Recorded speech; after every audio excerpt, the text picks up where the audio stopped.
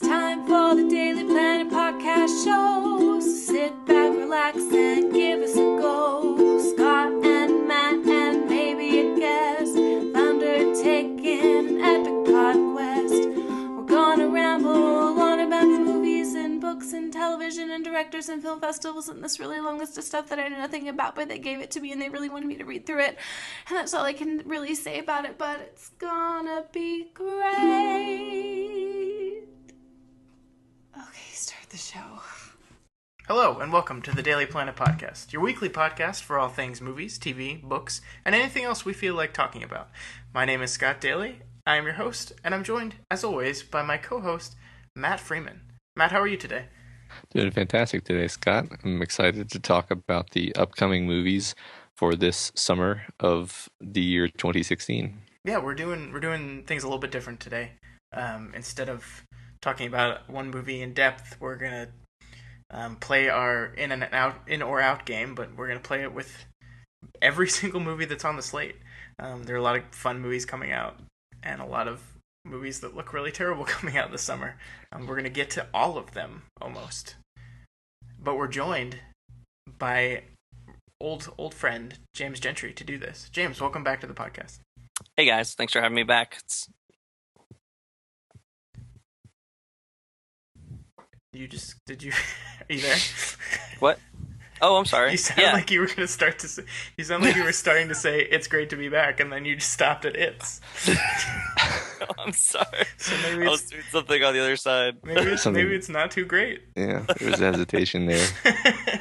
Guys, it's really, really good to be back. I have to tell you, I'm really sad that I missed the awesome Civil War talk, but you know what? I'm ready to talk about some summer movies, and the Civil War podcast was fantastic, and let's do this. Yeah, you can just compare every one of these movies to how Civil War was. That's just setting yourself up for trouble. Now, it was actually quite a wide variety of summer movies, and got to look at a lot of trailers and stuff. So yeah, excited to chat about it. Hey Gentry, why did you miss last week's podcast? Why did I miss last week's podcast? Something to do with some NBA team. I don't want to talk about it. Don't want to talk about it. Did they win the game? Did they win it? It feels like it was a year ago already. All right. Anyway, I just wanted to bring that up on air so we could see Gentry stifle rage as I bring this up. Spurs for life. Spurs for life. Okay. All right. Sports talk. Yeah, let's do some news before we get into these summer movies. Matt, I try every week to pick news items that aren't comic book related because I feel like we talk about comic books too much. But it's impossible. There's comic book news every week, and when it's exciting, I want to talk about it. So, I think you and I agreed that Black Panther was amazing in Civil War, and Gentry, I know you did too, even though you didn't get to say it on the podcast. Right. So we have some Black Panther news, because he is getting his own movie in 2018. We already had Ryan Coogler, director of Creed, on there. We had Lupita Nyong'o, who was in 12 Years a Slave and also an animated character in Star Wars. And then Chadwick Boseman, obviously. But Michael B. Jordan has joined the cast of Creed. He's teaming back up with Ryan Coogler. They've worked on... This will be their third movie together. I am so excited about this. You mean cast of Black Panther? Yeah. Oh, okay. You said he joined the cast of Creed. Oh, well, yeah, Creed will always be in my heart, so I was... Who is he in Panther? We don't know about that. They think he's a villain. Cool. But they're not sure. All right. No actual character announcement yet. Yeah, this is going to be really interesting. I'm really curious to see. I mean, because I know basically nothing about the Black Panther character, and it was really kind of captured the imagination in Civil War. So, looking forward to see how they do this. Yeah, and this is a stacked cast. I mean, I'm so excited for Phase 3 of Marvel now. Like, movies like this. Yeah. Like, this looks great. It was kind of honestly hard to believe that it could be better or more successful than Phase 2, but it sounds like it has a lot of potential. Yeah. Obviously, not counting Civil War, but like for all the upcoming movies. So. This is now my most anticipated movie in the MCU, which is crazy because I know I know next to nothing about this character, but just this lineup, I can't help but get excited. Yeah, I think 10 years ago, if you had told me that there was going to be a movie about the Marvel hero Black Panther, and that it was going to have a lot of huge stars, and that it was probably going to be good, I would have thought that you were crazy. Yeah, I would have probably said, "Who's Black Panther?" I don't know who that is. That's true. All right, moving on. The next item I want to talk about. This is something that I am excited about. I don't know if either of y'all are going to care, but Lars von Trier, who directed Antichrist, Melancholia. Yeah. He's making another movie, and it's a serial killer movie called The House That Jack Built. So what do you guys think of Lars von Trier? Yeah, I like Lars von Trier. I haven't actually seen Antichrist, but I saw Dogville. Oh, that's a good one too. Yeah, I really like that. That's probably my favorite, actually. Melancholia is obviously really good. Sure, unique kind of movie. I don't know if I can say that I'm looking forward to this because I expect it to be like extremely disturbing. Oh yeah. But I guess I'm looking forward to it in the sense that one looks forward to art. Yeah, oh yeah, sure. It's going to be a beautifully made film. I mean, I can't wait. So they've described it as like taking place over like 5 different murders because he's a serial killer. I have no idea what it's going to look like, but there's no way it's not great at this point. Is it like a fictional story or? Yeah. Okay. Oh, okay. Because I know somebody's making a movie about the guy who built the fun house, the murder house. Never mind. I don't know enough information to actually talk about this here. Okay. All right. Well, that sounds interesting too. Wait, which is Antichrist? Who was in that? I feel like I haven't seen any of his work. I don't think. Willem Dafoe was in that. Willem Dafoe. That was like his. I loved his performance in that movie. It was incredible. And then I'm blanking on her name, but it's a woman who was also in one of his other movies that I'm also blanking on now. Wow, I'm not doing good here. Was that like an older movie? Not really. Last few years. Oh, okay. Oh, wow. I completely missed that. I don't know. Maybe I'm wrong. I don't even know. It was 2009. Okay. I'm looking it up now. Yeah, I mean, I recognize his name and the movie titles, but yeah, I'd have to give him a Nymphomaniac was the other movie I was thinking about, which is one of the most sexually explicit movies I've ever seen that's not porn, but also was really great. Like, Nymphomaniac is a wonderful movie. I think it's on Netflix if you guys want to check that one out. I wouldn't do it around your children, Matt. No. All right, let's move on. I want to talk about the Assassin's Creed movie real quick because we've touched on this movie before. I was kind of looking forward to it. I don't know if you guys are familiar with the video game at all. Not super. I mean, I think I played. I mean, honestly, I think I played 2 and 3 a little bit, but I don't really know. I think like my cousin started telling me the story at one point, and I got sidetracked or bored or whatever. It was like a lot, and I was like, what else? But yeah, it's funny. I think the premise is cool, and then it's one of these things where the story is unbelievably convoluted and pretty stupid. But yeah, anyway, the premise is cool. So maybe if they just keep the movie sort of bare bones, it could be fun. Yeah, that's what it seems like. Yeah. Oh, did you say there's going to be a movie, or is it just a new game? Sorry. It's a movie, yeah. Oh, This is the one with Michael Fassbender in it. Yeah, Fassbender. But see, here's the thing.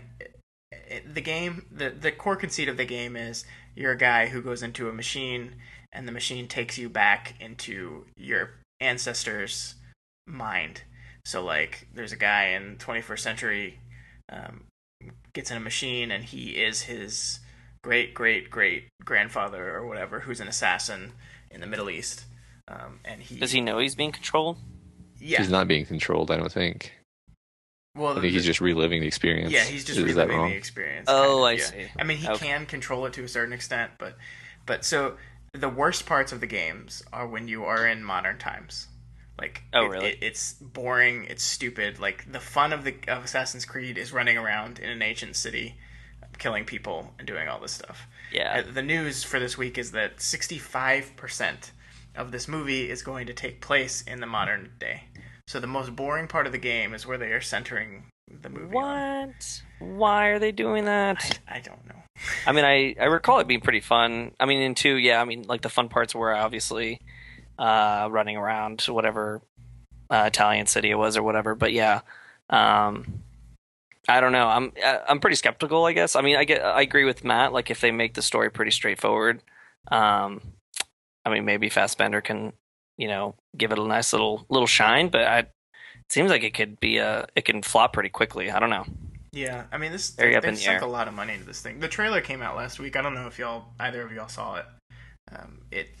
It's by I've seen the teaser, but no, it's not by the one. same guy who did the Macbeth version last year, and that movie was like very highly stylized and like dramatic coloring and a lot of like slow motion camera work, and it seems like his style is transferring over to Assassin's Creed, which is interesting.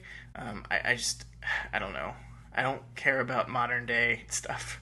Like, I don't know. We will see, I guess. I don't think this is going to be a successful video game movie. But is there ever going to be a successful video game movie? I don't know. Mortal Kombat. No, it was not financially successful. I mean, artistically successful. Also not true. Also, well. Fine. All right, my last bit of news is related to Steven Spielberg because I love him. See, when you guys let me pick these news items, all I'm picking is stuff that makes me happy.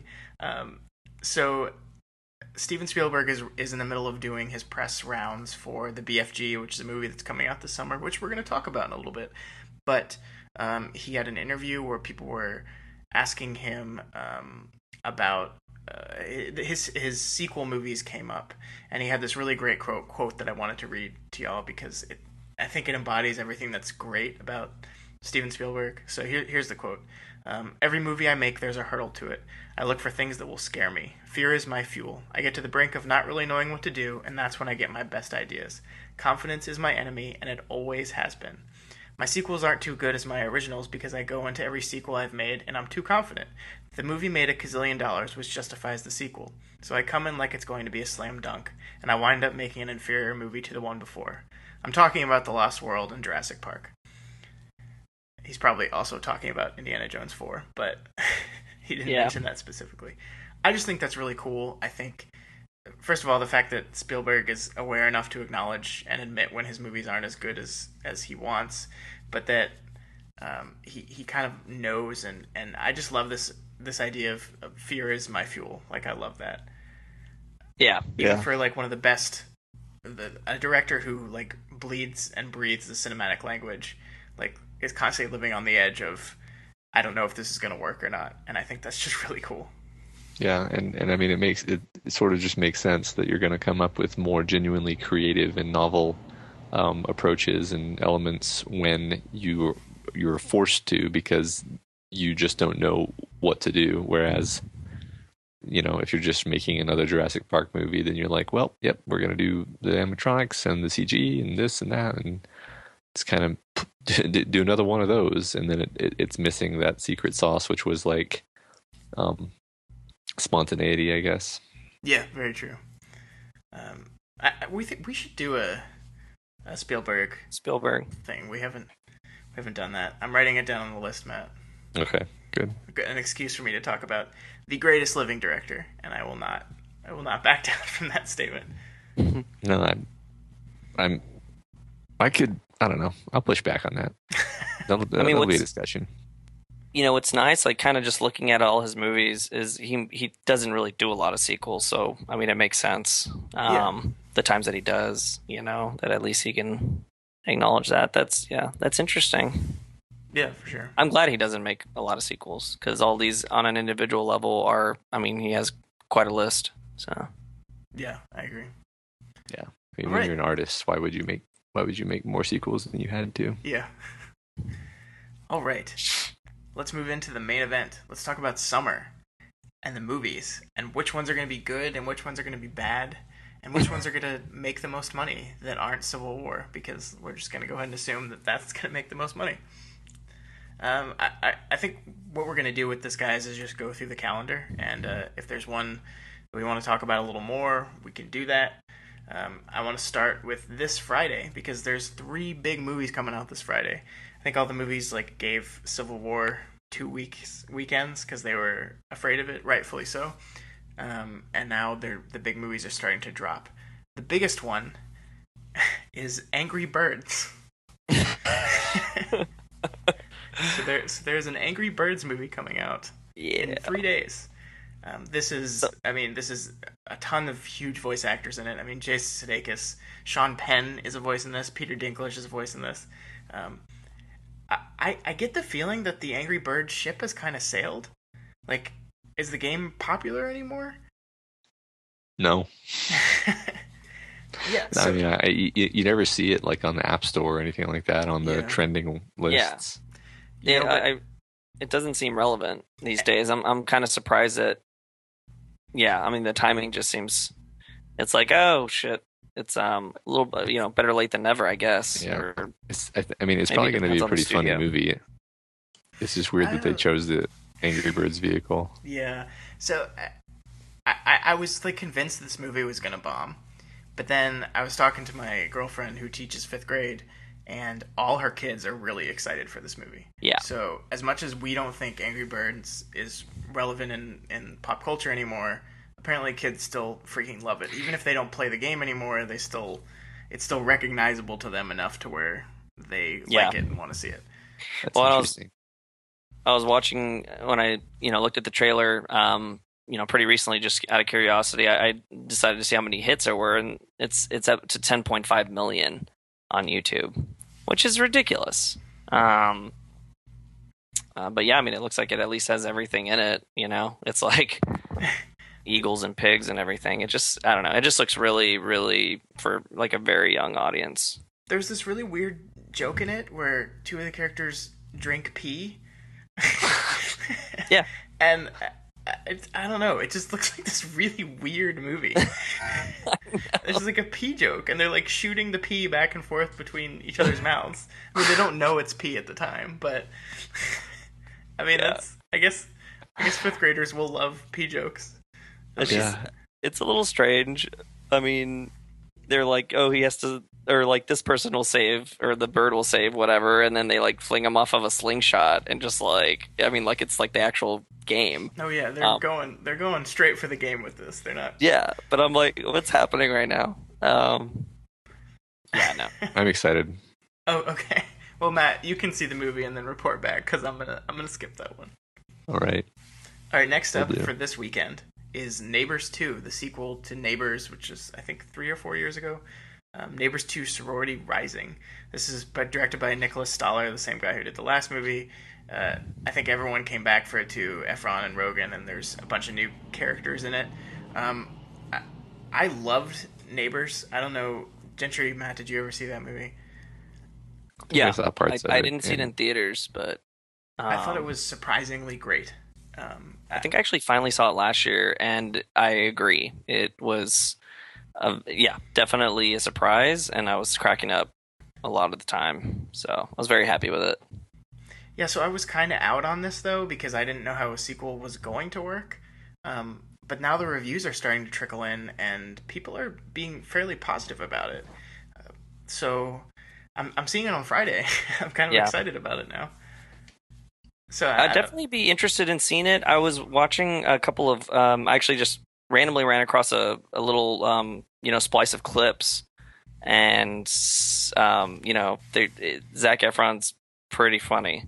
I feel like they have some more material to go off of, and I mean, hopefully, maybe a lot of it will be kind of just the same thing, but ultimately, if it's different enough, I mean, if it has me laughing, I think I'm good, really. Yeah, well, the cool thing about Neighbors was, I mean, it had this ridiculous premise, but on top of it, there was this story about 2 people who just had a kid that don't want to grow up. Right. They're trying to recapture onto their youth, and then you're also having these 2 frat guys who are scared of growing up, and how those things kind of interplay with each other. I thought it was really great.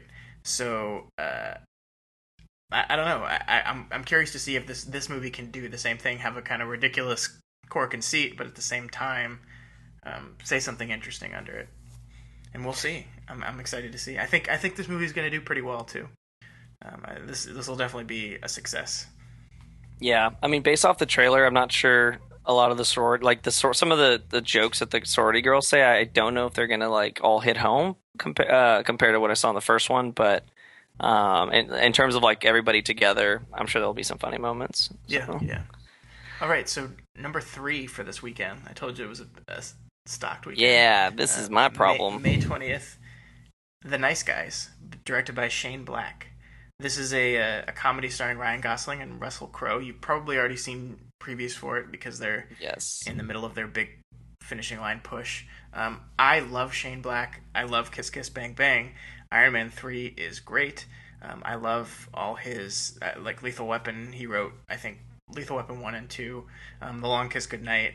I love all his work, and this movie seems to be like a culmination of his work.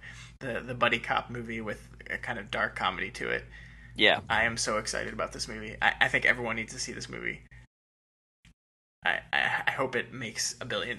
It won't, but Ryan Gosling and Russell Crowe look great. Yeah, they do. They look great, and I saw it a couple months ago, and I remember thinking, this is definitely my type of humor.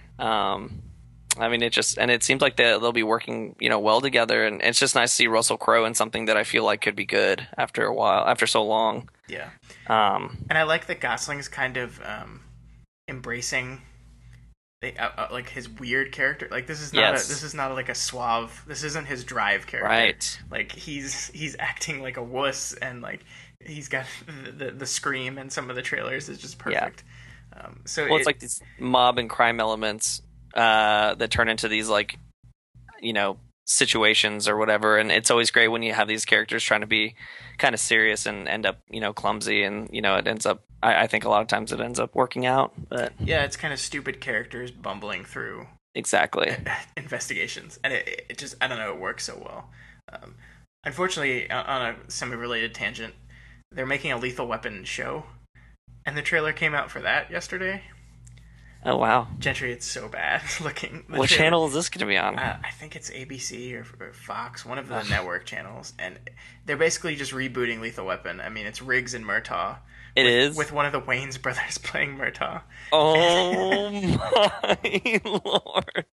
It just looks so bad. That's a tangent, though. But Lethal Weapon, written by Shane Black, good movie. Lethal Weapon TV show, not good. Keep on keeping on network television. All right. Let's move to next weekend, May the 27th. 2 big movies. I'm actually surprised both these movies are coming out on the same weekend. The first one I want to talk about is Alice Through the Looking Glass. This is the sequel to Alice in Wonderland. The movie directed by Tim Burton, I believe, was Alice in Wonderland. Starring Johnny Depp and Mia Wasikowska. I don't know if that's right. Yeah. That movie made over $1 billion, so I guess it's not surprising that they're making quietly, a sequel. Apparently. Yeah, the sequel. I mean, that movie came out a while ago, so it's a kind of a late sequel. Yeah. And I don't know this does not sound interesting to me at all. It wasn't that long ago, though, was it? I think it was a couple years ago. I think it was a few years. 2013. Something like that? I don't know. I actually never saw the first movie. No, I saw me neither. Snippets of it, like on HBO, but I could never see it. It looked terrible. It looked like classic Johnny Depp being ridiculous. This movie looks the same, and it doesn't have the benefit of Tim Burton. It has a director called James Bobin, who I'm not familiar with his work, so I don't know. It'll probably still make a ton of money. I think they'll be happy with it if it makes like 700, 800 internationally, and I think it'll get that. This just doesn't seem. This is not my style. I'm not. Like my notes is just like from the trailer: loud, colorful, and obnoxious. Like literally, the only thing I liked about the trailer was literally the last couple of seconds where Humpty Dumpty fell backwards and broke on the ground. That was the only part I liked. I don't know. I feel like I'd enjoy reading it more. The fact that they use White Rabbit, the Jefferson Airplane song, like, right. I mean, can you be more freaking obvious? Like, yeah. I'm honestly surprised they didn't use that music in the first trailer for the first pretty movie. trippy trailer. Yeah, it's stupid. Yeah, I really think I'd enjoy reading Alice a lot more than watching these movies, but I haven't seen them, so Yeah. I never saw the first. But And the other movie is X-Men Apocalypse, directed by Bryan Singer. oh no, I don't even want to talk about. So I've made my opinion on so the X-Men. sad. I've made my opinion on the X-Men series pretty We've talked about it. Yeah, pretty blatant on this podcast. Honestly, I'll probably see both Nice Guys and Neighbors 2 before I see X-Men. The reviews are just killing me right now. Yeah, I mean, I'm gonna see it.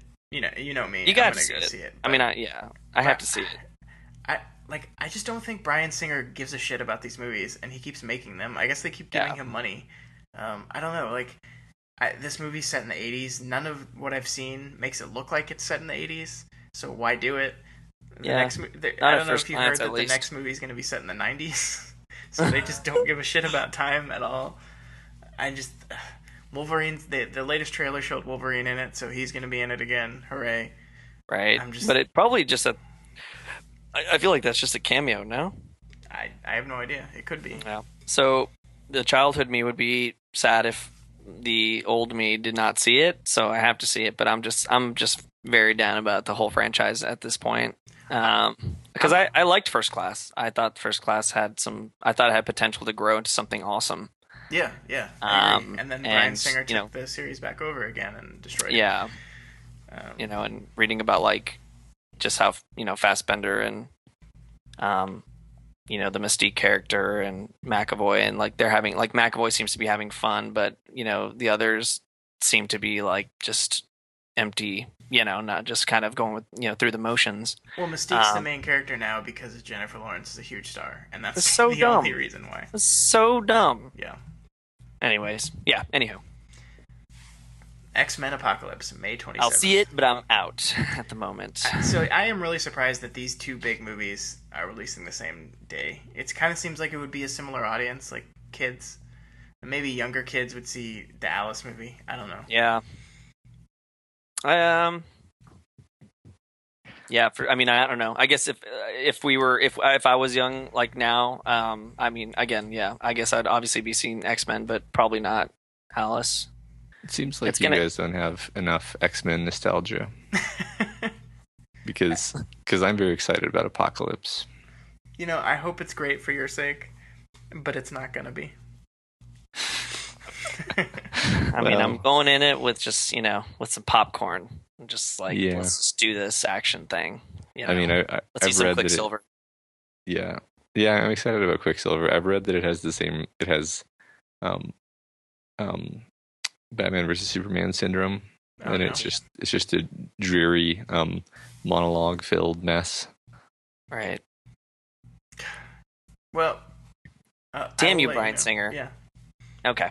Bryan Singer, awful. All right, now we're moving on to June 3rd, and the big one this weekend is Teenage Mutant Ninja Turtles 2: Out of the Shadows. All right. Directed by David Green. All right, Gentry.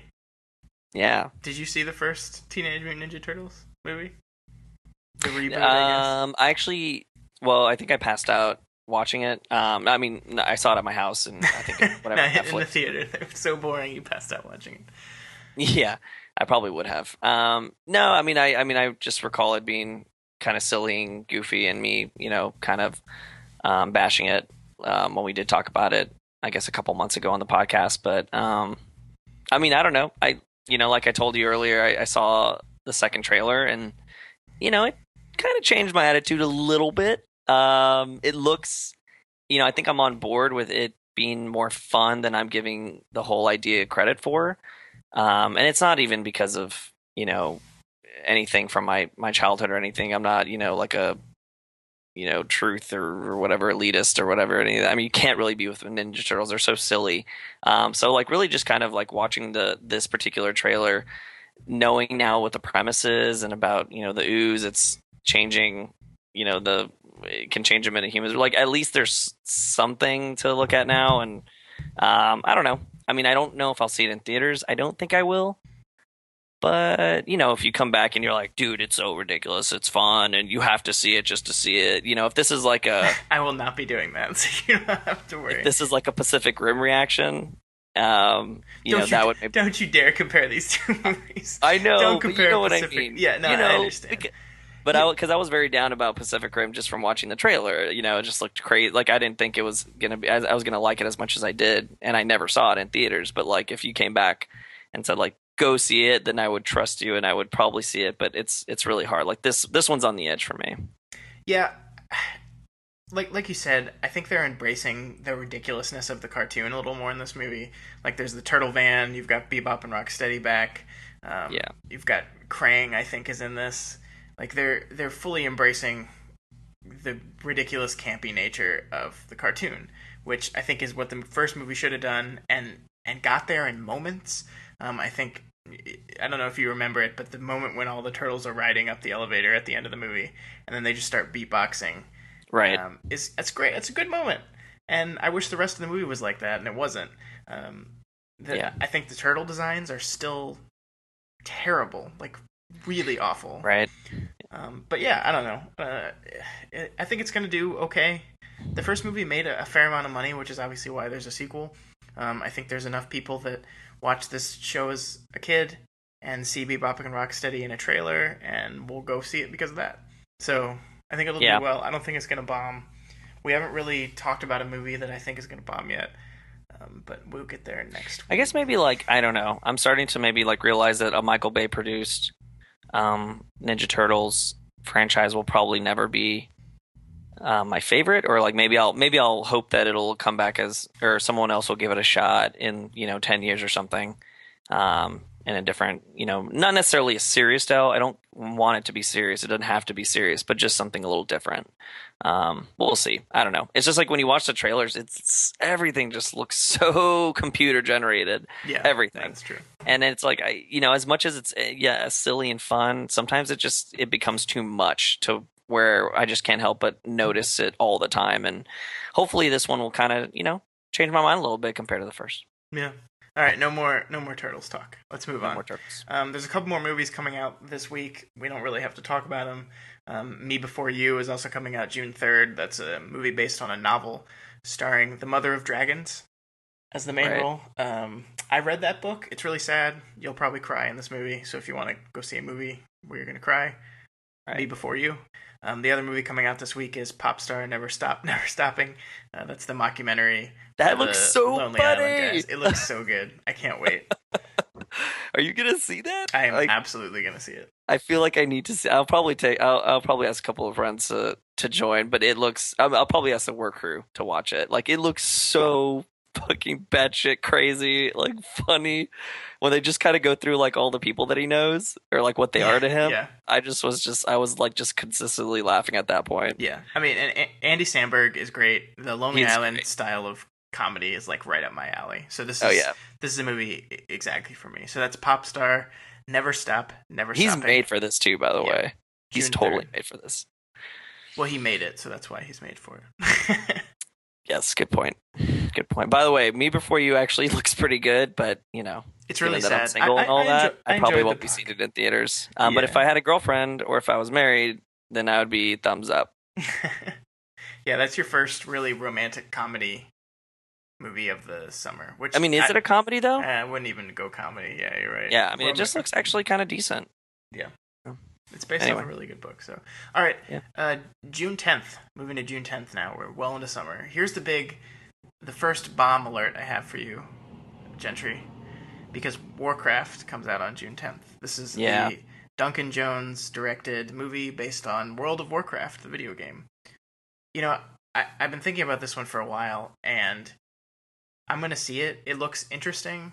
You have to see it. We have to see it. I just can't. I can't come up with a way that this movie makes money. I can't. It may fail. It cost $200 million to make this movie. Actually, maybe it was only 100, 200. So I think it was 100.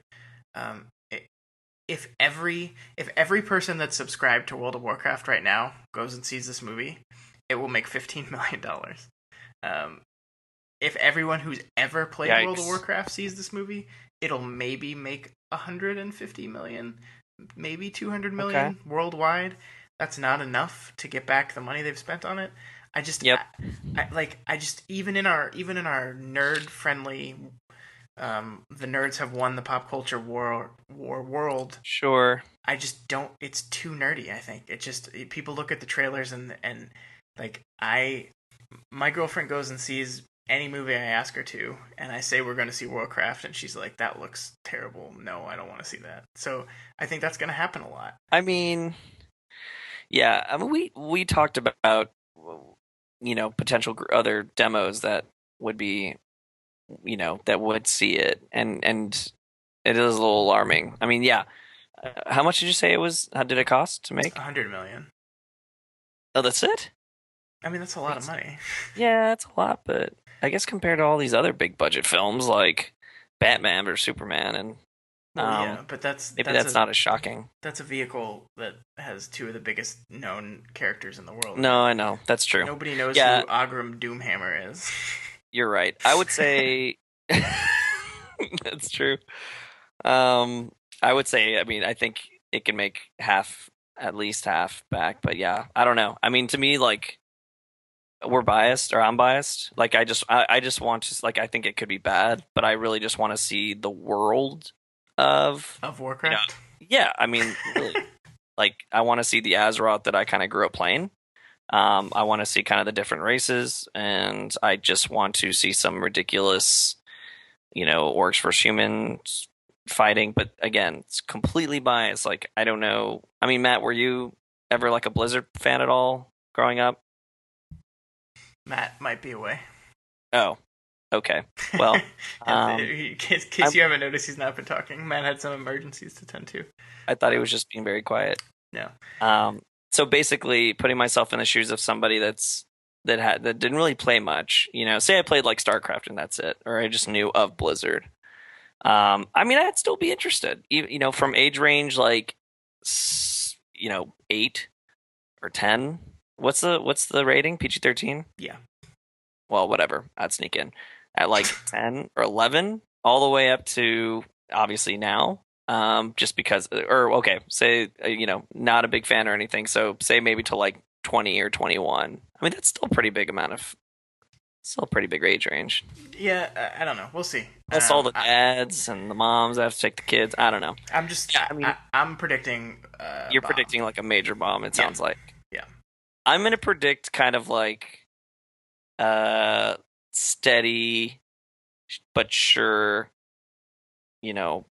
soft plummet towards a side of a mountain. And here's the other thing. The other two movies that come out this week on June 10th are Now You See Me 2. Right. And The Conjuring 2. Now You See Me 2 is a movie that, like, using my girlfriend as example again, if I told her you could see Warcraft or you could see Now You See Me 2 this weekend, which one do you think she's going to pick? Yeah, like, this is like the perfect... I think Now You See Me 2 is a perfect movie that people would see instead. Are we thinking that at this point, was this a bad decision for Legendary? Wait, who made Warcraft? Yeah, Legendary. Legendary. Should they have put it out like in November or something random? February? Maybe. I don't know. I don't know. I think they're really confident about it, and I think. Sounds like it. I mean, it's not like Now You See Me is gonna like crush it. I mean, I didn't even see the first one. Did it make a?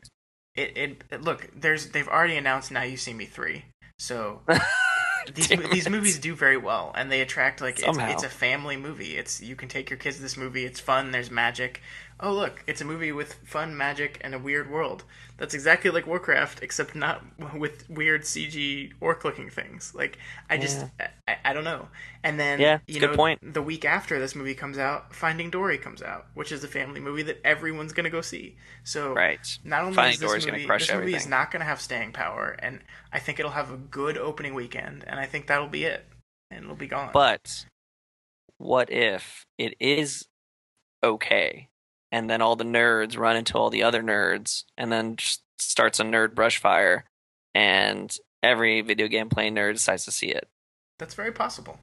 And I would I don't want that might this be movie the only to hope. fail. I don't want this movie to fail. I just think it's No, going to. of course not. No, I mean we don't want it to fail. I love Duncan Jones. Like, yeah, Moon is a great movie of his. He also did Source Code, which was surprisingly good. The trailers made that movie look really bad. The guy's got some chops. Yeah. I mean, we're not saying that the story. We don't know that the plot or the script is going to be bad yet. We can't. I mean, I can't tell that from. I mean, some of the lines sound a little cheesy from the trailer, but they're very short, so it's kind of hard to tell in context. Yeah, I don't know. The CGI looks great, but let's move on. Let's stop talking about Warcraft. Yeah. Like we said, Now You See Me 2 is the other movie coming out this weekend. The funny thing about that is Isla Fisher was in the first movie and is not anymore, and they're just pretending that Lizzie Kaplan... I don't know if she's playing the same character or if she's just a different character. There's no way. Well, the only reason why I would say that is because I saw the trailer pretty recently, and she goes, "I'm the Horseman girl," like it's new. So maybe, maybe it's a completely different person. I hope it's not supposed to be Isla Fisher. That'd be dumb. Yeah. So the other one, it's like, what is that? A magic trick? It could be. Maybe she's just in disguise. The other movie coming out, of course, is The Conjuring 2. This is the sequel to James Wan's The Conjuring, which I really liked a lot. Me too. I liked The Conjuring. Yes. This is your first scary movie of the summer, so I think this is going to do pretty well. I agree. If you want to see a scary movie in the summer, there's one other option, I think, and we'll get to that. But I think it's going to do really well. So let's move on because we're taking too long here. Are we? Okay. Yeah. We're only mid-June, man. We got July and August. Oh man, summer's a long time. Still a lot of summer left. I will be seeing Conjuring. I probably won't be seeing Now You See Me 2. I don't know how I feel about the first. What about Now You See Me 3? I'll be seeing Now You See Me 3. It's funny. It's like I like the cast all on an individual level, but to put them in this movie, like you're right, it's just a family movie. Like it just doesn't really interest me, I guess. Yeah. Just a lot of magic. Anywho, moving on. And okay, so before we move on, sorry, the thing about Now You See Me that annoyed me, and I think that what this movie annoys me with, is all the magic in these movies is done with CGI. Yeah, and to me, that's like the cool part about magic. The purpose is it's done like it looks real. It is real, but like it's just an illusion. Parts of the first one didn't make any. I mean, besides not making sense, they didn't look like they made any sense. Right. So you're just confused. You're like, okay, it's supposed to reveal the whole like big magic trick at the end, and Ruffalo's awesome and all this cool stuff, and then you're like, but everything in between, like, I don't understand how they did any of it. They did, and I guess maybe you're not supposed to. Yeah. I don't know. It just seems like so outlandish. Anyways, let's talk Pixar. Yeah. Finding Dory. So wow. In my opinion, this is the only movie that has a chance of beating Civil War this summer. I don't think it's going to happen. But, no, I think it might. I think it's going to probably... I don't know. Like, people love Pixar. Finding Nemo was a really successful movie. I think this movie's going to do really well. It looks pretty good.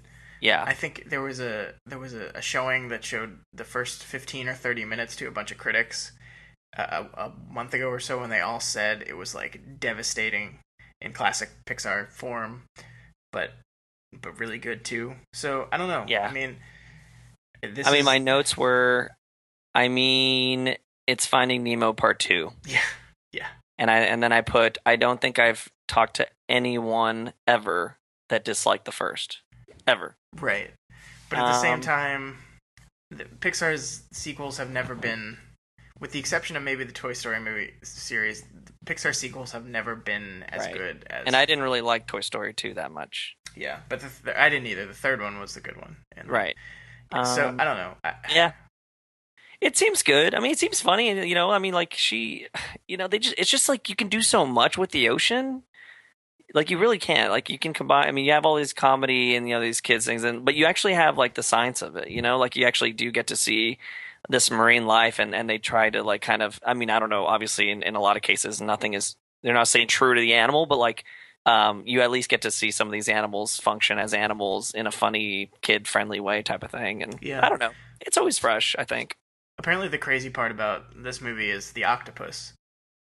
Because they've never had an octopus in an animated movie like this before, because they are almost impossible to render with graphics because it's an octopus. Yeah, because they don't have any points of articulation. They don't have joints. Right. So like doing it was a huge pain, but they're Pixar and they always want to challenge themselves. So they did it. And Yeah. from what I've seen, the character looks really good. So I'm sure I'll mean, be I saw them- impressed by the visuals.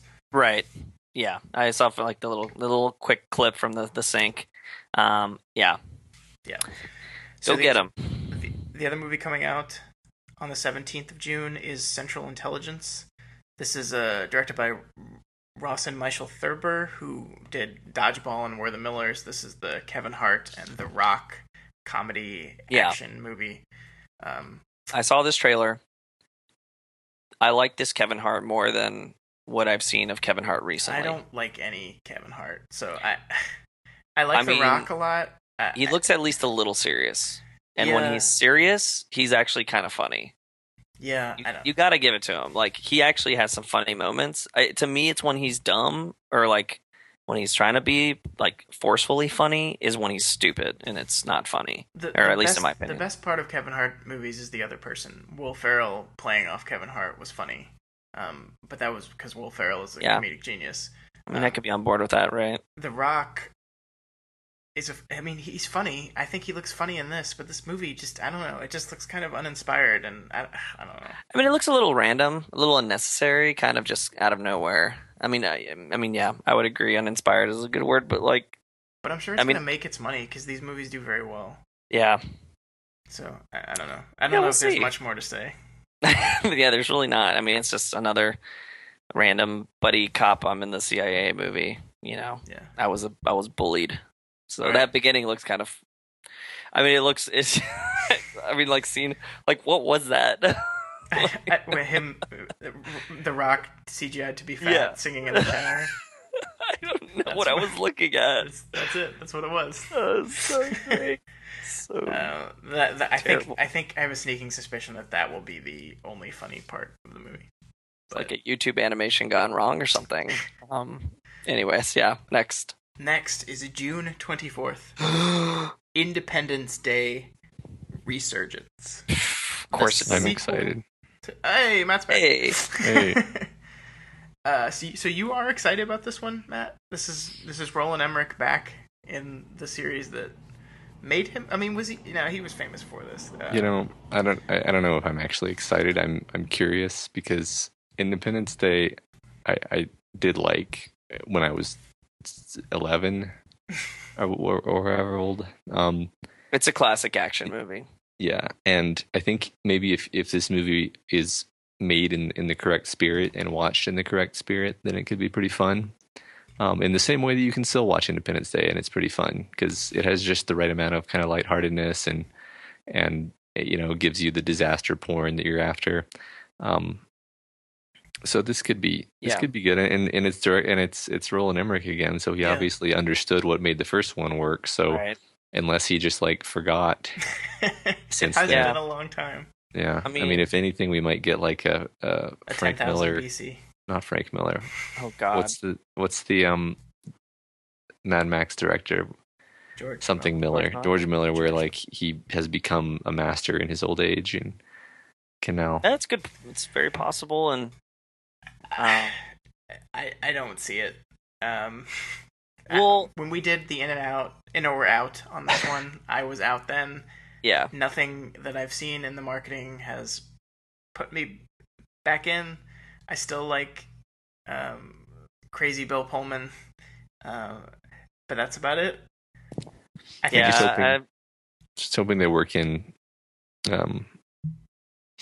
Ian Malcolm saying "Must Go Faster" somewhere in the movie. Well, and you got like enough with the fat lady. It's Will Smith's character's son in this movie is one of the main characters, and also Bill Pullman's daughter is the main character, and it's just like that. Hemsworth is the boyfriend. Yeah, like that's awful and uninspired. It's like, oh, we'll just grow up the characters, and then they'll be the main characters. Well, okay.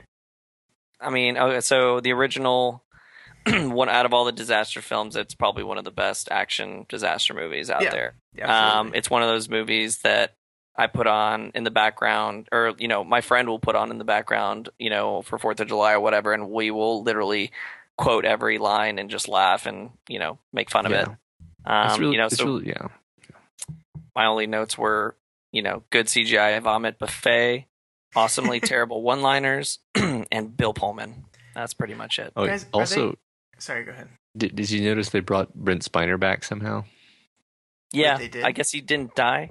Yeah, he clearly That dies in the makes first sense. movie, and then now he's in this movie. How does that?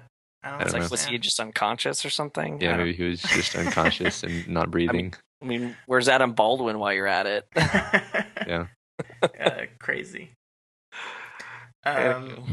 Yeah, I'll probably see this with my friend just because we're obsessed with quoting that movie, and it's just a big joke. But yeah, otherwise, let's be honest. This movie's gonna do really well. It's gonna make hundreds of millions of dollars. Everyone's gonna see it. It's gonna be a 4th of July movie. It's gonna be like a fest of this and Finding Dory, pretty much. Yeah.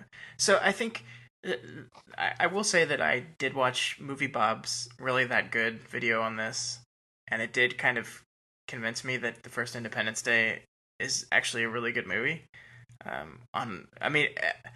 Okay, let's not say really good movie. Let's say really good at doing what it's trying to do. So, Right. If this is anyway that level, props to it. Yeah. Yeah. I like how none of us have mentioned anything about the story because it's just the aliens are back, and they're Is it just me? Are they destroying some of the same buildings that they destroyed? I don't know, But but apparently their ship is the size of the whole Atlantic Ocean, Scott. So get ready. I'm pretty sure London got destroyed in the first movie. Like I know they didn't show London get destroyed, but I'm pretty sure they said that almost every major city was destroyed. Like the aliens had moved on to Dallas. If they were going to destroy Dallas and Houston, they were going to have destroyed London. Well, I think we nuked Houston actually. Oh yeah, that's true. That's right. and nobody cared because it's Houston. Oh. I just hope that they make like a global warming joke, and they're like global pounding or something. Oh, Jesus, Gentry, don't put that stuff into the universe. All right, let's move on to much potential. The other movie that's coming out that weekend. This is called Free State of Jones. I don't know if you guys have even heard of this movie. Nope. This is a Gary Ross Just movie. recently. Who directed both The Hunger Games and Pleasantville and some other movies as well. This is about a Civil War soldier that in the middle of the Civil War decides to lead a group of rebels against the Confederate Army. This is based on a true story. Starring Matthew McConaughey. I think this could be a good movie. It feels weird to me that it's coming out in the middle of summer. Because I don't know if this movie can compete with the huge blockbusters that are dropping all around it. Is that the purpose of every summer movie, though? What? I'm saying, like, does it matter? Does it matter if this movie can compete with the bigger movies? Yeah. Yeah. If it feels like this feels like a Confederate soldier being a rebel against the Confederate Army feels like an Oscar Beatty type of movie. And Right. It feels like October or November would have been a better slot for this film. I don't know. I don't know how you can release a movie like this the same weekend that Independence Day comes out and expect it to do good. Yeah. But I don't know. I hope it's good. I like Gary Ross. Like I liked The Hunger Games. Okay. Well, I mean, like, I'm just saying, like, maybe that's part of the strategy. I mean, look what it's around. Well, okay. I mean, I guess it's around The Legend of Tarzan, but it's like maybe getting. I mean, like, not every Oscar movie has to make a bunch of money, so maybe it gets the attention. Well, yeah, but it's got to make its money back. It has much more chance of having legs in a fall or winter time frame to me. If that's true, then yeah, then I don't know why they did this. Well, it depends on if are they going to try to sell it as an Oscar movie or are they going to try to sell it as an action movie? Because that's a good question. I mean McConaughey could go either way with him. Is the thing? Yeah, based on the trailer, it seems like it's and they're going for Oscar. They're going for it looks a little more drama, Oscar-y for sure. Deep melodrama type stuff. So yeah, the summary looks that way. I agree. I wrote what the Patriots should have been. Totally serious. Patriots terrible. That's true. But yeah, no, it's interesting. I didn't really think about that because it does seem like it could be going to try to get some Oscar pools. So I don't know. It's kind of a random time. All right, let's move on to July now. We've left June. We are in July. July 1st is a big weekend. The Legend of Tarzan comes out. Did you guys know that there was a Tarzan movie coming out? I did. but I just now saw the recent trailer. What'd you think, Gentry? I mean, I guess I'm more interested than when I saw the Jungle Book trailer. I mean, I like Christoph Waltz a lot, big fan. I don't know anything. I mean, call me ignorant or whatever. I don't know a lot about the Tarzan story, in general. So I guess I'm curious, if anything.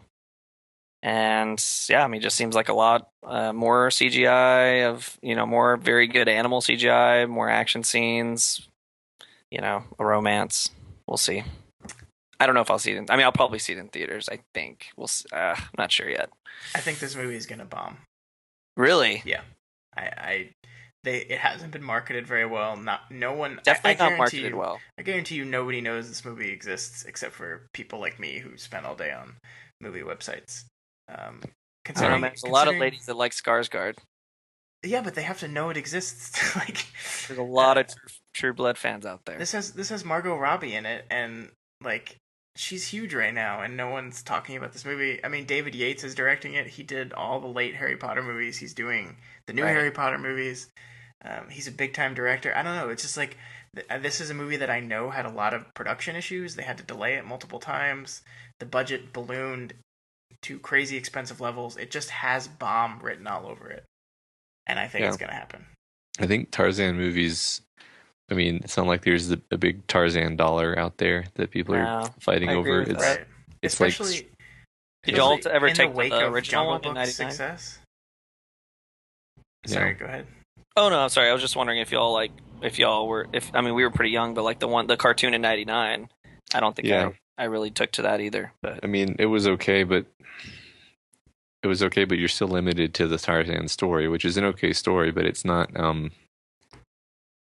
the type of story that tends to become popular. Let me put it that way. Like, if you're going to talk about movies made from really, really old books, then they're going to keep remaking Jekyll and Hyde and Frankenstein over and over because those are sort of inherently super dramatic and have elements of horror in them. Right. And Tarzan, it has dramatic elements, but it's kind of a weird story. It's hard to relate to. So I don't know. I could try to go further and explain why it's not that popular, but no, I don't think it's necessary. I think we've taken more time on it than anyone in the marketing department for the movie has. Yeah. Oh God. So the other big movie coming out that weekend, July 1st, is Steven Spielberg's The BFG, which stands for Big Friendly Giant. Gentry, I don't want you getting any ideas. I'm sorry. This is setting itself up. This is starring Mike Rylance. I think this is the second of the Steven Spielberg-Mark Rylance partnership. I think they've already signed on to do 2 more movies together after this. We talked about how much I love Spielberg at the top of this. The trailers for this movie look really great to me. And I think it premiered at Cannes and got kind of mixed reviews. I think there's a lot of people that are really ready to every time they see a Spielberg movie to dub it minor Spielberg versus major Spielberg, and that's what they're calling this. I don't know. What does that even mean? It's a nebulous definition that doesn't mean anything because everyone has a different opinion on what is major and minor. Right. But give an example, or do you have an example of what a movie would be considered a major? Was Bridge of Spies a major just because it had Oscar? A lot of people called Bridge of Spies minor Spielberg. A lot of people call Minority Report minor Spielberg. The majors are the obvious ones, your E.T., your Jaws, your Jurassic I see. Park. That's what I figured. Okay. I don't know. I think it looks intriguing. I don't know. Have you guys seen? Did you guys read the book? I have not read the book. No. Yeah, I read the book when I was a kid. I don't remember the plot that well, but Roald Dahl stories are always pretty amazing. In his willingness to go to kind of a weird, uncomfortable, scary place, but it's still for kids ultimately. I'm pretty sure there's giants that are terrifying. Like a never-ending story. Yeah, they eat people, right? Yeah. Yeah, I mean, I think I don't know. I think Jack and the Beanstalk. It kind of, yeah. Are we talking about Roald Dahl? No, I'm sorry. I was just trying to compare it to. things that I think I don't know. I think Spielberg's the perfect guy to make this movie, and I mean, I think he made the movie because he loved the book. He read the book to his children, and wanted to make this movie. I like it's. I'm gonna go see it, and I'm gonna love it. I think it'll probably be a good movie. Maybe your kids are too young, Matt, but my niece will probably be a good age for this movie. She might get scared. She's kind of a wuss. Yeah. My kids are gonna be too young, but I don't know. We're very pro scaring children on the Daly Planet. True. That's true. We are. Yeah. Speaking of being scared, The Purge election year also comes out July 1st. Oh gosh. I don't know if you guys have seen any of the Purge movies. No? Seen the first. The first was bad. The second was pretty good. I liked it a lot. It has Frank Grillo Was the second in it. good? That was pretty good. Yeah. It really kind of started to capture what was cool about the idea of the Purge. And with this third movie, I love what they're doing with it because they've named it election year, and all the advertising are using slogans dangerously close to "Make America Great Again." Oh yeah.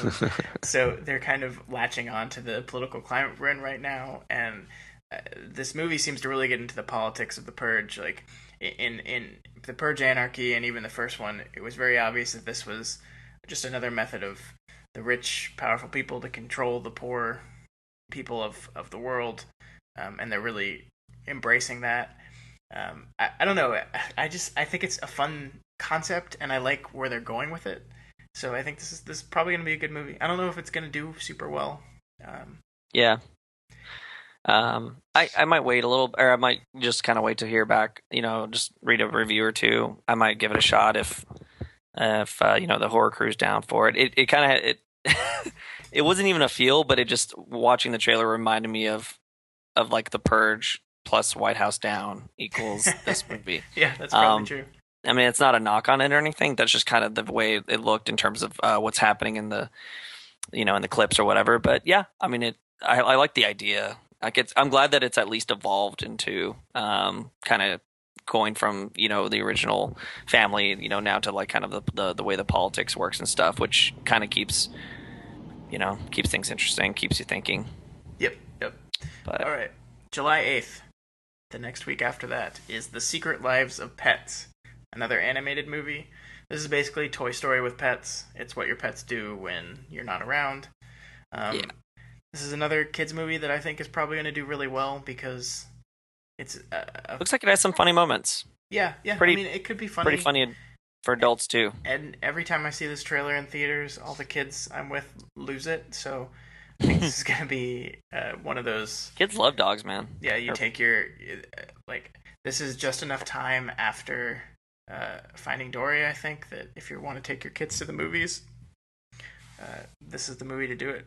So yeah, I mean, most of these big animated movies, I'm laughing way more than the children because so many of the jokes are actually over their heads. Right. So. All right, and that's really it for that week. There's a Mike and Dave Need Wedding Dates comedy that comes out, but I don't want to talk about that. It looks pretty dumb. So let's move on to a movie I do want to talk about that comes out July 15th, which is Ghostbusters. So here's the thing about this movie. It's kind of fucked. Uh-oh. The trailer that got posted on YouTube was not very good, and it is now the most disliked trailer in the history of YouTube. There's apparently a lot of really angry Ghostbusters fanboys that are really mad that they're making another Ghostbusters movie. I think it's weird that they're like afraid that there could be a bad Ghostbusters sequel. Gosh. Because there already is a bad Ghostbusters sequel. Right. And it came out in 1989. So yeah. I don't know. Like I don't want to jump to the reason people don't like this movie is because they replaced all the male characters with female characters.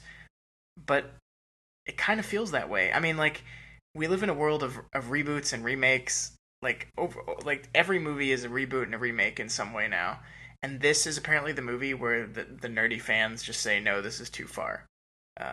It's just really weird to me. I don't understand it. And it'd be one thing if they've seen the movie and they know it's not good, but this is assumptions made off of a trailer, which we've talked over and over again on this podcast that Paul Feig's trailers are not good for any of his movies, including the movies that turn out to be really funny. So I don't know. I think the problem is a lot of people are not going to go see this movie out of some weird spite, and if it turns out to be just good, not great, it's not going to do well, and then the studio is going to see that as a sign about women in leading roles in movies, and it's just going to send the wrong messages, and this movie's just screwed. It's really sad because I love all these actresses, yeah. I don't know. It's a good cast. I mean, I don't know. I think when you put them together, you always have a shot. Yeah. You know, I think you always have a shot for sure. It's just, I mean, I agree. It's a little unfair. Like, relax, nerds. Like fucking relax. Fandom is the worst thing in the world. Like, I am so it's rough, sick man. of it. I don't, like, why is Ghostbusters your freaking holy grail of movies? Like, That's the boiling point. Like, it was a funny movie with some funny actors in it, and I loved it as a little kid, and I still really like it, but it's not the end-all be-all of film. Like, it's Ghostbusters. It's comedians fighting ghosts. Like, I don't know. Yeah, I don't know. It's probably going to be pretty funny. I don't know. Maybe people will just see it because it's Ghostbusters, and all of this internet drama won't actually matter because, you know, as it tends to be the case, it's probably a very vocal minority who's making all the noise anyway. Yeah, you're right. I don't know. Has access to a lot of forums, apparently. Mm-hmm. Yeah. I mean, yeah, we'll definitely be seeing it, obviously. You know, we'll see. Yeah, absolutely. All right, moving on. July 22nd, Star Trek Beyond. The third of the rebooted Star Trek movies. This is directed by Justin Lin, who, as you know, did Furious 7. Written by Simon Pegg.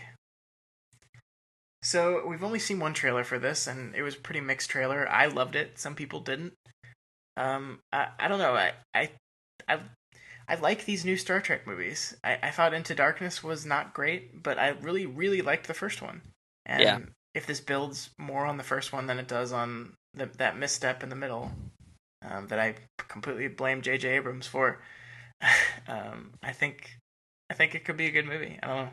Yeah, is J.J. Abrams minimally involved in this one? Yeah, he might be like an executive producer or something. I'm not sure. Okay, well, yeah, very, very minimally, and no Lindelof writing too, by the way. That's good. Yeah, well, they've already, you know, used up the Khan thing, so hopefully they'll just do something original. Yeah. I agree. The trailer looked really fun. Well, a lot of people were mad because they said it looks like Fast and Furious with Star Trek, and you know what? That seems, that's look. Just because it's the director, really, and because of the type of music they played over the trailer. Okay, Sabotage. But look, even if they never do in the actual movie, even if it was Fast and Furious in space, I'd love it. You know how much I love those movies. You know what? If it's anywhere remotely close to the first one, I will enjoy it. Like, I really did have a lot of fun. I mean, and this is coming from a purely not even close to Trekkie, like, and now, you know, all respect to all the old Trek fans and stuff, like, you know, I just went into the one that came out in 2008, and I just really enjoyed it. Like, it was a fun movie. I really liked the cast that they chose for all the different characters, and I thought it worked really well. And it was, you know, for the most part, it was pretty straightforward. I didn't really care a whole lot about the story, but I mean, I don't know. I can't tell a lot from this trailer. It does look fun. And look, Star Trek movies are never going to be like the Star Trek TV show. There's a whole different set of rules you need for movies. There's a whole different set of expectations and a different kind of audience. It's just we cannot expect these movies to be like episodes of the show. No, and the old movies with Kirk and with, you know, Shatner were fun space adventures. Yeah, they were slow by modern standards, but they were still fun, actually. Yeah. So like, yeah, we don't need a movie which is an hour and a half long philosophical discourse on racism through some kind of allegory. It can be a fun space adventure and still be a Star Wars movie, Star Trek. Sorry. Yeah. Same thing. Same thing. We just pissed off so many people. I was like, Yeah. So I'm Simon Pegg is a great writer. He's a great actor, and he's working on this, and that has a lot of confidence for me as well. Yeah, I'm on board with that. So, July 22nd, Star Trek Beyond. Ooh. Also And on for the July competition. Also on July 22nd, Ice Age Collision Course, the 5th movie in the Ice Age franchise, which is a $1 billion franchise, by the way. These movies astonishingly do very well, which is why they keep making more of them. Have you guys... I saw the first movie, and I don't think I've seen one since. I've seen the first. I think I've seen a couple of them, actually. Maybe in that airplane scenario where you are actually not hearing the sound, but yeah, it's I feel like this is a good workhorse franchise. I don't know. I haven't found any of them particularly funny. Yeah. Personally, and I'm someone who likes kid movies and will admit to that. People love the chipmunk with the acorn thing. Yeah. I think that's are the movies just about that character now? Because like in the first one, that was just like a character that appeared a couple times, but I feel like every preview I see, it's just that little thing. I mean, I think the Dino one or whatever like came on after the first one the other day when it was on Freeform or whatever, and the very beginning is the chipmunk or whatever, like for the first like 15 minutes. Is Ray Romano still in this? I don't know. I was going to ask that. I think the woolly mammoth is still around. I think so. Because he's such a dreary actor. I know. Like he's the worst part. I mean, like the what they do with the character isn't bad. It's kind of, you know, poignant, but like his delivery is just always this. Yeah. And he's disinterested and unhappy. And it's not. Yeah. I never really caught on to the whole Ice Age thing, not gonna lie. It was a good first movie, but I don't even remember why I went to go see it in theaters. I think I was I mean, younger. I guess but I don't know. All right. Other peeps in the group. The last movie that comes out July 22nd, and I wanted to talk about this one not because I think it's a big release that a lot of people are going to see, but just because I think it's really cool, is Lights Out. This is a horror film directed by David Sandberg. You probably don't recognize that name, and that's because this is really his first big feature-length director job. Lights Out is based on a short film that came out a few years ago, and which was great. I remember seeing that short film, and it scared the hell out of me, and I think it's really cool that not only did this guy get his short film optioned, but they let him direct it as well. The trailer for this movie, Gentry, I know you saw it. It scared the crap out of me. I know. Like they do well. I remember being in the theater watching. I think it was Hardcore Henry or something, and this trailer came on, and I was like, "Oh, shit! This is really scary." I think the whole central conceit of like when you turn the lights off, you can see something, but when you turn them on, it's not there. Is just like built to scare me because I think that's like it's horrifying. Yeah. I feel like I mean I think a lot of people are affected by it. Right. Yeah. When I saw that, I was like, I like noped out of there. Basically, I was like, nope. This is not. This was. That is not fair. You cannot do that. Right. Yes. Yeah. Even at work, I was getting. I was just. Not. So we've got 3 horror movies this summer. We've got The Conjuring 2. We've got The Purge, which is kind of loosely. I mean, it is horror, but it isn't. And we've got this movie, Lights Out. There might be some other smaller ones coming out, but these are big box office horror films that are coming out. I think this one has a chance to do the best out of all of them, and I think that's really exciting. Because I think the trailer is scary enough that if people sit down and see The Conjuring and see the trailer for Lights Out, which they probably will, they will go see that movie. So I think this could do really good. I'll agree with that. I mean, I'm going to go see The Conjuring just because I really enjoyed the first one. I mean, I enjoy the 2 characters, and I'm really interested in the story. And this is more of like, you believe all that shit's real, because yes, I do. But and Lights Out just it's more of like a challenge. You know, it's like how scary can this movie get, because it's really kind of messing with me right now watching this trailer. Mm-hmm. All right, moving on. July 29th, Jason Bourne returns Paul Greengrass is back to direct the next Jason Bourne movie. Matt Damon is back starring as Jason Bourne. Poor Jeremy Renner. Alicia Vikander has actually joined the cast on this one as well. What do you guys think of this? What is your opinion on the Bourne series as a whole, Matt? Yeah, I mean, I think some of them are better than others. I don't even honestly I can't sort them out in my head right now. Some of them really suffer from like the quick cut thing. I mean, in fact, they've almost become iconic in the sense of someone referred to the beginning of Captain America: Civil War as being a Jason Bourne movie, or they referred to The Winter Soldier as being a Jason Bourne movie. And I think what they meant was like all the action was extremely like fast cut and you couldn't tell what was going on. Yeah. Which is definitely a problem some of these movies have, but I like this particular brand of super spy movie. And I mean, you know me, I probably actually won't see it in the theater, but I'm interested in seeing it regardless. Yeah, I'm trying to think. I don't actually know. There's been 4 movies. We'll say 3 Yeah. because the fourth one doesn't count. Was that the Jeremy Renner one? Yeah. Okay.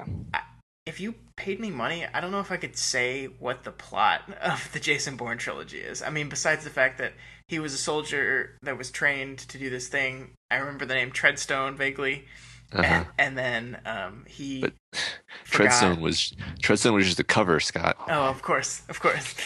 And then he forgot, and then as he's finding out and remembering things, he's fighting back against the people who are trying to destroy him. And that's really like, and I guess that's all that really matters. But I feel like they're really complicated movies, but I just don't remember the plots at all. Well, they try to like recycle all the same beats in each movie, which doesn't really work because you've already passed this character through those beats. Right. So it doesn't quite make sense. Yeah, and Julia Stiles is back. Which I didn't even know she was acting anymore, but she's in Bourne movies. It seems all over the place. I don't know. I'm gonna have to give it another chance and just kind of rewatch them, maybe from the beginning. Because I think I do recall enjoying the first one, but I'm kind of like with you, Scott. Like I don't remember a lot. Like it all kind of molds together. I don't know. I guess I just wasn't, in terms of like a super spy movie. It wasn't a whole ton different than what I've seen in other ways.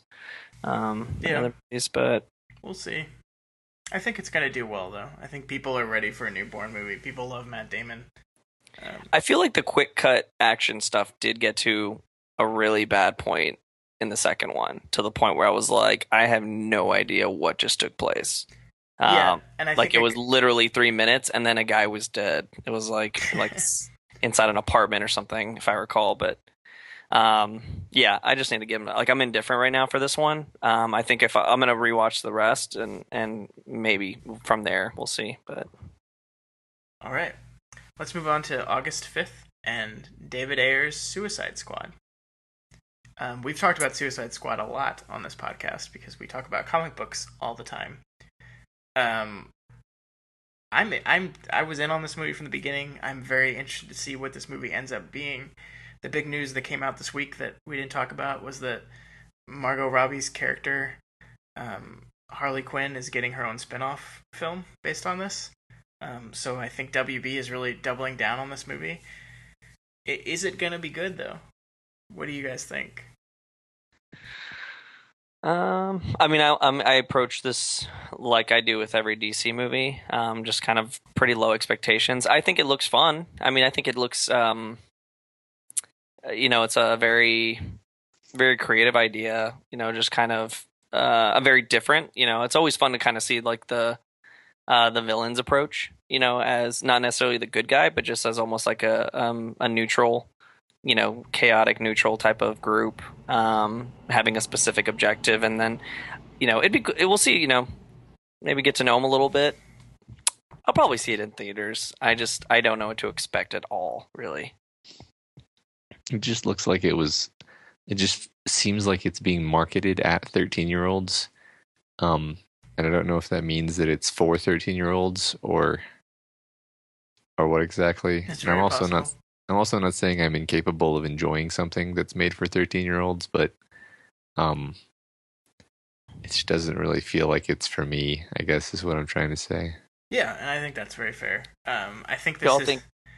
Yeah, go ahead. I think this is DC's last best hope. Um, so I think they're seems like it. hoping that it does really well. Does Leto's Joker affect y'all's outlook for this at all, or like what y'all think? Yeah, negatively. You do negatively. I don't really like Jared Leto. I don't like what he's done with the Joker and what I've seen. I don't like the set reports of him giving really creepy gifts to his actor coworkers. It's just I don't know. He went that far, huh? Yeah, he like dead rats and What? used condoms. Oh my Yeah. gosh. Wow, he took the Yeah. Heath Ledger off-screen stuff to a whole new level. Yeah.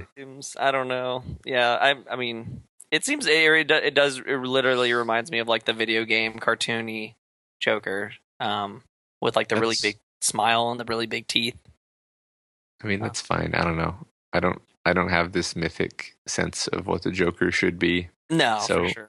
So he can do what he wants. It's not going to make a difference to me one way or the other, I don't Right. think. No, it won't make a difference. It'll be interesting to see another Joker take.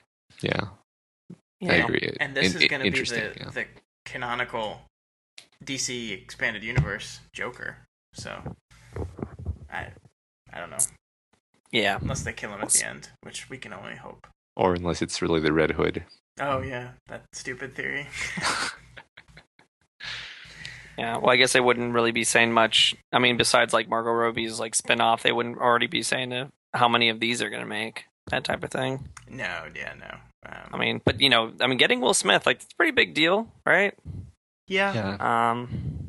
So they're obviously expecting it to save the day, considering what happened with Batman. But Well, I don't think that was when they made this movie. I don't think that was the case. I think they were like, No, "Oh, we'll make this obviously movie. not. It's like a lower mid-budget movie that Right. will hopefully do pretty well." this would be the Now- cherry on top of Batman vs Superman. Yeah. Oh, poor guys. All right, it's so time. funny. It's time to move on to the biggest movie of the summer. I'm talking about, of course, 9 Lives, which also opens on August 5th, starring Kevin Spacey as a man who turns into the family's cat. I don't really have anything else to say about this movie. I just wanted to bring up the fact that it exists and Kevin Spacey somehow agreed to be in it. And Christopher Walken Christopher also. Walken also, yeah. Christopher Walken looks shockingly similar to the way he does in the movie Click, so I'm pretty much convinced this is Click 2. Is this the Click expanded universe? I really think it's the Click expanded. Yeah, this is his next victim he's gonna make realize is being a terrible father, pretty much. Well, we need more Click movies. I'm because I certain liked of that. Click. But here's the thing about Click. That was Adam Sandler. This is Kevin Spacey. I know. What is he doing? I don't know. It looks so. It looks really dumb. It Yeah. looks really Dumb dumb. as- It like at first you're like you hear about it and you're like, well, Kevin Spacey, he is probably going to be an interesting take on the material, and it's probably going to be really kind of maybe it's going to be dark or it's going to be something different, and Oh, then the you guy see from House it of and you're like, Cards? nope, that's Yeah. pretty much what I was afraid of. Nope, yeah, he's just gonna be a talking cat. So Yep. that's The jokes are all about him being a cat. yeah, That's it's funny. silly cat. because Kevin Spacey's a cat. Yep. I bet That's- his role in this movie took a weekend, and he got Yeah. $5 million or something. Oh, for sure. It's All right, let's move on. August 12th. Sausage Party is the big release. now that looks So fantastic. excited. I Yeah. can't wait for this movie. We talked about the trailer already. I wrote a whole thing up on the trailer, and the Seth Rogen, Evan Goldberg machine to me can do no wrong. Even their movies that aren't as good are still just hilariously funny to me.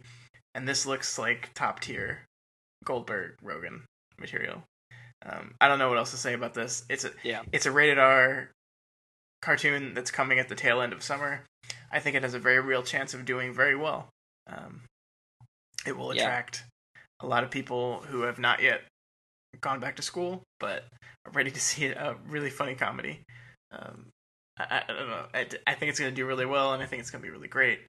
I know there was a screening of it at South by Southwest, and most people seem to really like it. So that it was an unfinished version, but I'm very positive about this one, and That's awesome.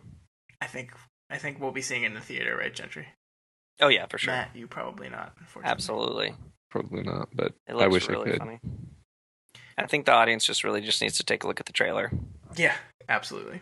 If you somehow have not seen the Sausage Party trailer, go see the Sausage Party trailer. Yeah. And last, and possibly least,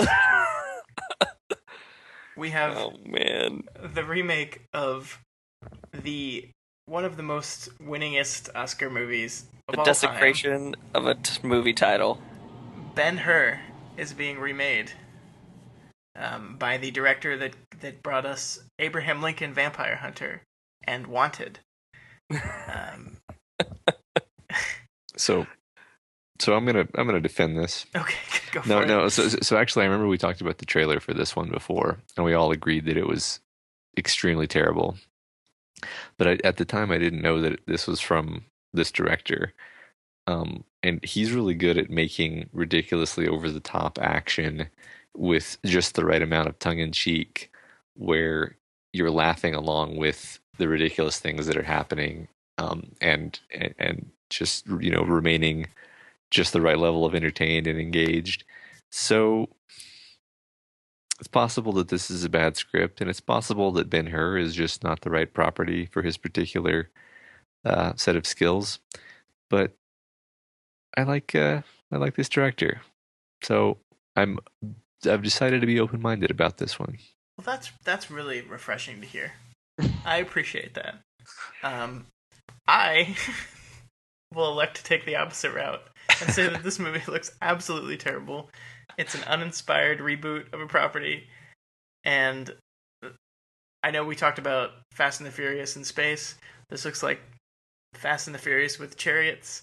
They're really playing up the chariot race in the trailer, which is, if you remember the original Ben-Hur, not a huge part of it. It was it was very big at the time because nothing had ever been done like that, and didn't a guy die during it or something? But yeah, I don't know. This movie looks bad. And I never saw Vampire Hunter. I really had fun with Wanted. Was Vampire Hunter remotely close to that? Go so far as to say it was a good movie. It was a campy movie. Yeah. That acknowledged its campiness, which is really all you can ask from a movie titled Abraham Lincoln Vampire Hunter. Got it. So, but Wanted was truly great. I did like Wanted. I actually I walked out of the theater actually pretty happy with Wanted. I need to watch this trailer. I haven't seen this trailer. I remember watching Wanted. I don't know if you remember this, Gentry. This was back when we were in school. Yeah. And the movie started off, and the first line is something about weavers, and we were watching it with a person that just said, "Ugh, weavers," and then left the room. And that was such a random thing to leave. No one has ever taken such a hard line against weavers in the history of the world.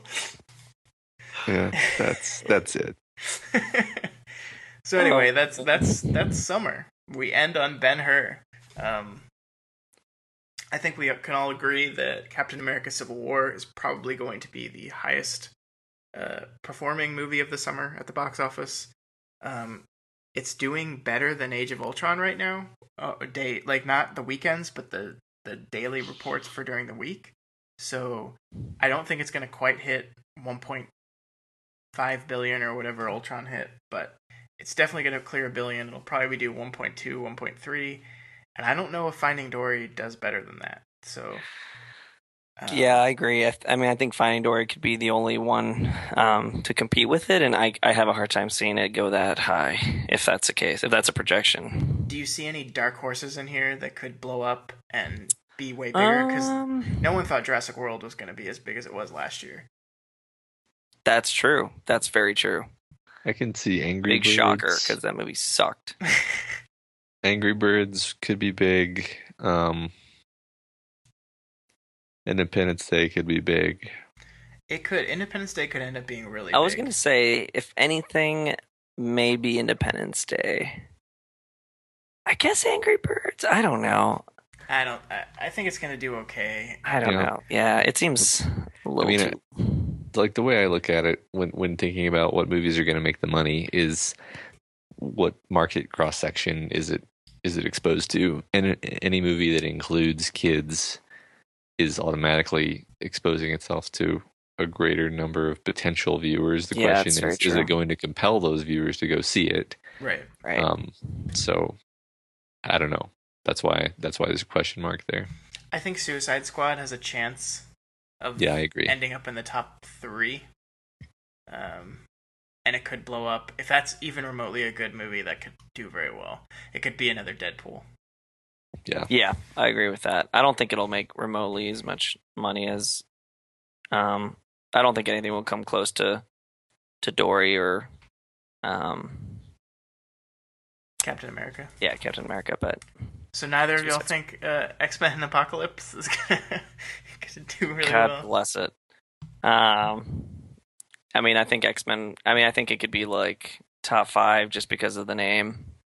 I think it'll be a Batman versus Superman where it have a really good opening week and then Right. tail off. Exactly. Yeah. I could see that. I mean, I think they've been marketing pretty heavily for it at this point. Yeah.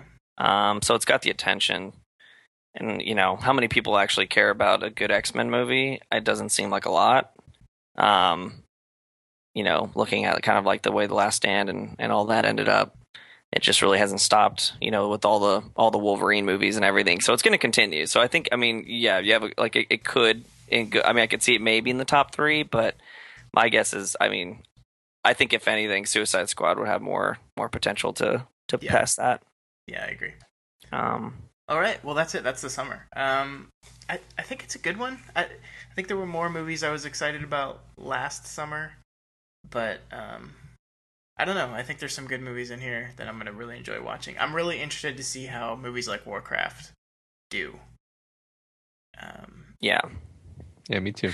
Well, I'm actually like a lot of these comedies actually seem pretty solid. There's a lot more comedy than I thought this summer, and that's got me pretty excited. Yeah, and we skipped some of them. We didn't talk Yeah. about movies like Bad Moms, which looks pretty funny. Right, there's actually a couple that we hadn't talked about. But yeah, ultimately, there's going to be 1 or 2 in there. Obviously, yeah, Warcraft to see how that kind of turns out. See how the horror does. Yeah, I want to see if The horror Ghostbusters competition. can. I would Right. love Ghostbusters to become the biggest movie People's ever. reaction to 'Cause Ghostbusters. I would tell all those stupid Ghostbusters fanboys to go to hell. Yeah. Let's see if Independence Day can bring back some of the 4th of July magic Yeah. from back in 1996. Yeah. No, it's I think it's a pretty solid lineup. I think I'm a little more excited this year than I was last year, honestly. Oh, that's great. Awesome. Yeah. All right. Well, that's it for the for the summer. Let's quickly go around the table and say what we've been watching, and give some recommendations, and then we'll wrap this thing up. Gentry, why don't you go first? Yeah, I didn't really have a recommendation for any movie or show or anything currently. I tend to watch a lot of YouTube, so I'm just going to quickly recommend a YouTube channel called Preston Jacobs. I don't know. I know he's been around for at least a year. I actually didn't really discover him till last fall, but he does really good work on the Song of Ice and Fire book series and Game of Thrones TV show, and he gets pretty in depth into some of the book theories with really good explanations. He's probably the only person I've actually watched and listened to that's made me question the R plus L equals J theory ever. So I kind of thought that was pretty neat. A lot of kudos. But mainly, if anybody's just a fan of the show, you should watch his reviews. He calls them, season 6 watch episode, whatever.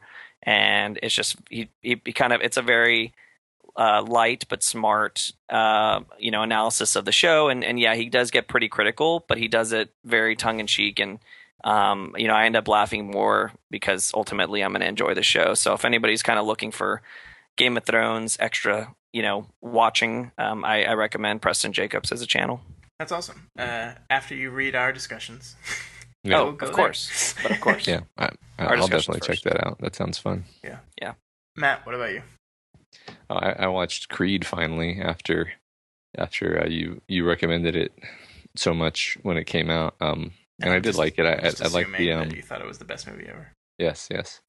I thought the boxing, like you said before, and I remember we talked about this when we talked about Rocky, how like I found some of the actual boxing scenes to be very fake looking in old movies in general, and this movie is kind of amazing. I don't know if it was just really good camera work or really good stunt work or really good if it was even digitally edited, but like it really looked like they were just hitting each other extremely hard in the face.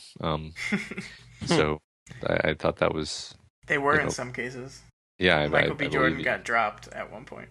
That's funny. I believe that because that's crazy. and that honestly really helps with like your investment in the movie and your buy-in, because if you're like conscious that you're watching a boxing movie, it's not the same as just being in the story and watching this character go through these struggles. Thought it was really well organized in terms of the dramatic beats. I don't want to go into too much spoilery detail, but kind of the structure of how it's set up. You care about the characters, and then the right things happen to them, and it's very very well well programmed Rocky movie.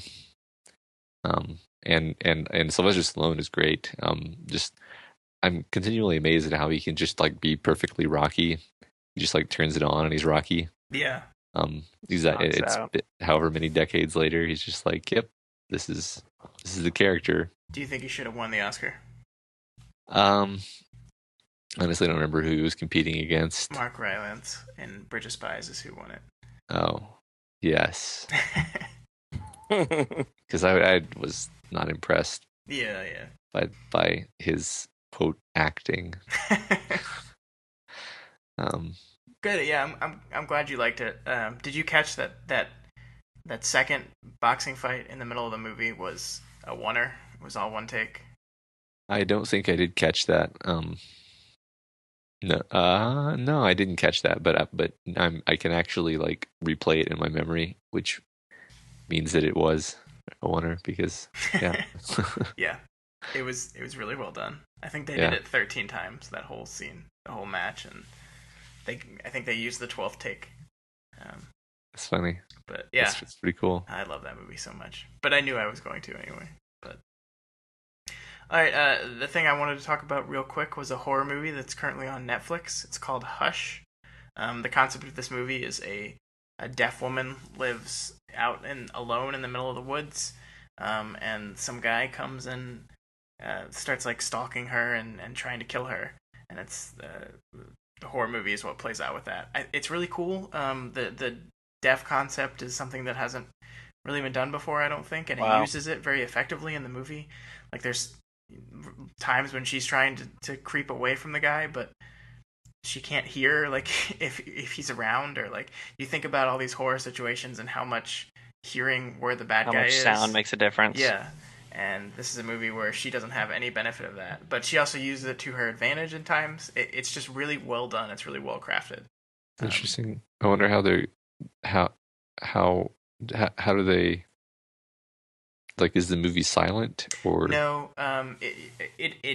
It moves in and out of her perspective at times. So sometimes it'll jump into her perspective, and you'll hear what she's hearing to the extent that it's nothing. Okay. But then it'll jump back out. Wow.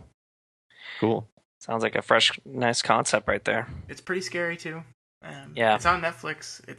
I think it was one of those deals where it was a straight to Netflix release. It's a smaller budget movie, but really well done. Good horror movie if you like it. Nice. If you like the genre. Definitely check it out. Cool. And that, ladies and gentlemen, is it for our summer movie preview 2016. Thanks, Gentry, for coming by and talking all these movies with us. Thanks a lot, guys. I had a great time. I hope this was helpful for our listeners who are trying to decide what movies they're going to see this summer. And Matt, do we have a plan for next week? We've had our weeks planned out in advance, and I don't think we have one. I don't know. I don't think so. I don't think we have. We'll come up with something. It'll be great. Yep. And Gentry, where can you be found on the internet if people want to? You can always follow at Wench Tweet, WANCH Tweet, and that's and obviously Daily Planet Films. Yep. And Matt? Twitter at @MoreDemail. And really, if anyone wants to follow me, it's probably on the actual Daily Planet Films website, like Gentry just said, because that's where 95% of my writing is located. So yeah, and one thing I want to mention is, since we have all three of us on here, the three of us do a weekly Game of Thrones recap discussion conversation thing that we post every Monday. So if you are watching Game of Thrones and listening along on here and want to read what our opinions of that show are, I think those are going really well, guys. And so just wanted to plug that real quick. And you can find me. Yeah, definitely. You can find me also on Twitter at ScottDaly85. That's DALY. Or at Daly Planet Films. And like the other two guys were saying, all my writing is at dailyplanetfilms.com. Thanks again, Gentry. And we will see you next week. Podcast is over. It's done. We hope you all had some fun. Go back to your work or your school. Maybe the gym. Hey, that's cool. Regardless, just go away.